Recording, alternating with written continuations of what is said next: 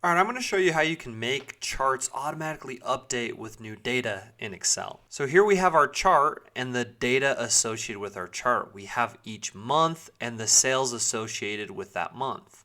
Now, let's say that in May, we actually did $50,000. You're going to notice that on our chart, that's not automatically updating. If we select the chart, we can see that this chart is only referencing this data here. We could simply click and drag to highlight and incorporate that new data we entered, and then our chart will update.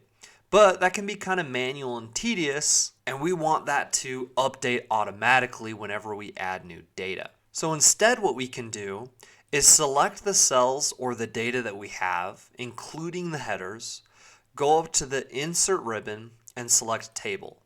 This menu will appear and it's going to ask you where your data is located. And since we had highlighted that, it's automatically going to select that range of cells.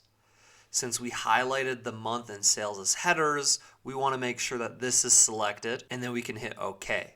That's going to turn our data into a table.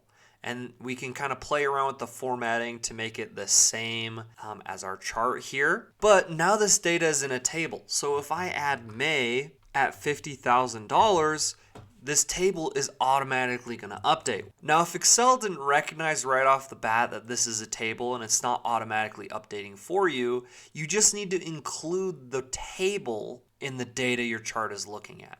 So select your chart, go up to Chart Design, hit Select Data. This little menu will pop up. And then for Chart Data Range, you're just going to want to select this entire range or this entire table. And Excel will recognize that as a table and then go ahead and hit OK. So now, whenever I remove or add something, my chart will automatically update. Thank you so much for watching. Please don't forget to subscribe and smash the like button on your way out. Thank you, and just have such a great rest of your day.